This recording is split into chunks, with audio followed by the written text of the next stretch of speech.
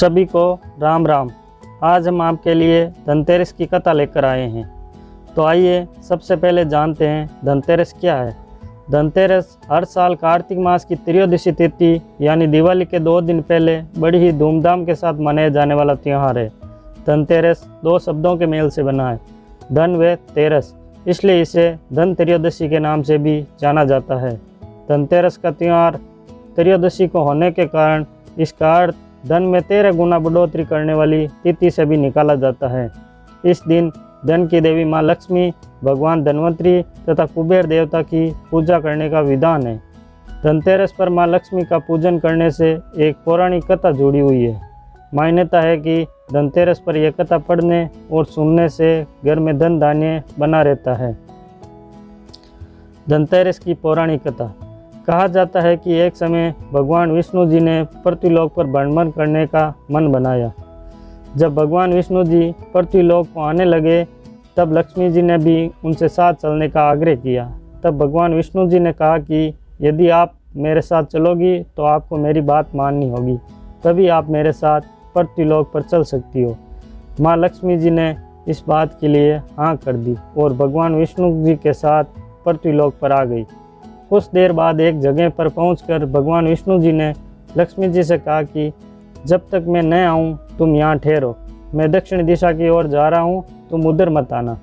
इतना कहकर विष्णु जी दक्षिण दिशा में चल दिए। विष्णु जी के जाने के बाद लक्ष्मी जी के मन में कौतूहल जागा कि आखिर दक्षिण दिशा में ऐसा क्या रहस्य है जो मुझे जाने से मना किया गया है, और भगवान स्वयं चले गए हैं। लक्ष्मी जी से रहा नहीं गया और लक्ष्मी जी भी पीछे पीछे चल पड़ी। कुछ ही आगे जाने पर लक्ष्मी जी को सरसों का एक खेत दिखाई दिया जिसमें खूब फूल लगे थे। सरसों की शोभा देखकर वे मंत्रमुग्ध हो गई और फूल तोड़कर अपना श्रृंगार करने के बाद आगे बढ़ी। आगे जाने पर लक्ष्मी जी एक गन्ने के खेत से गन्ना तोड़कर उसका रस चूसने लगी। उसी क्षण विष्णु जी वापस आ गए और ये सारा नज़ारा देखकर लक्ष्मी जी पर बहुत नाराज हुए और कहा कि मैंने तुम्हें इधर आने का मना किया था पर तुम न मानी और किसान की चोरी का अपराध कर बैठी। अब तुम इस अपराध के जुर्म में इस किसान की 12 वर्ष तक सेवा करो।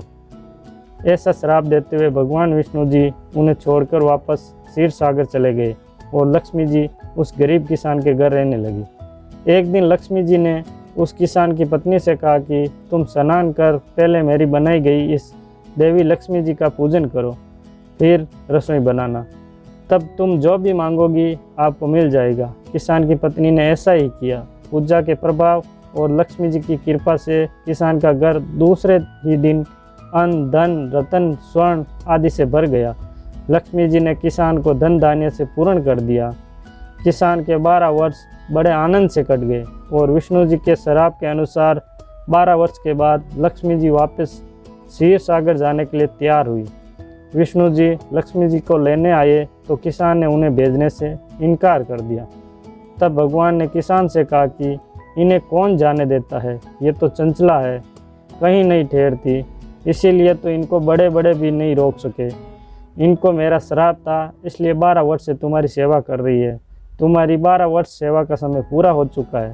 किसान हठपूर्वक बोला कि नहीं, अब मैं लक्ष्मी जी को नहीं जाने दूंगा। तब लक्ष्मी जी ने कहा कि हे किसान, तुम मुझे रोकना चाहते हो तो जो मैं कहूँ वैसा करो। कल तेरस है, तुम कल घर को लीप पोत कर स्वच्छ करना, रात्रि में घी का दीपक जलाकर रखना और सायंकाल मेरा पूजन करना। वे एक तांबे के कलश में रुपए भरकर मेरे लिए रखना। मैं उस कलश में निवास करूंगी, किंतु पूजा के समय मैं तुम्हें दिखाई नहीं दूंगी। इस एक दिन की पूजा से वर्ष वर्ष मैं तुम्हारे घर से नहीं जाऊंगी। यह कहकर वे दीपकों के प्रकाश के साथ 10 दिशाओं में फैल गई। अगले दिन किसान ने लक्ष्मी जी के कहा अनुसार पूजन किया। इस प्रकार किसान का घर धन धान्य से पूर्ण हो गया। इस वजह से हर वर्ष धनतेरस का पर्व मनाया जाने लगा और तेरस के दिन लक्ष्मी जी की पूजा होने लगी। सबके लिए माँ लक्ष्मी जी से बस यही प्रार्थना है कि धन बरसे या ना बरसे, पर रोटी के लिए कोई भी ना तरसे। आप सभी को धनतेरस की हार्दिक शुभकामनाएं। अगर आपको यह धार्मिक कहानी अच्छी लगी है तो इसे ज़्यादा से ज़्यादा शेयर करें और आपने अभी तक इस चैनल को सब्सक्राइब नहीं किया है तो सब्सक्राइब ज़रूर करें।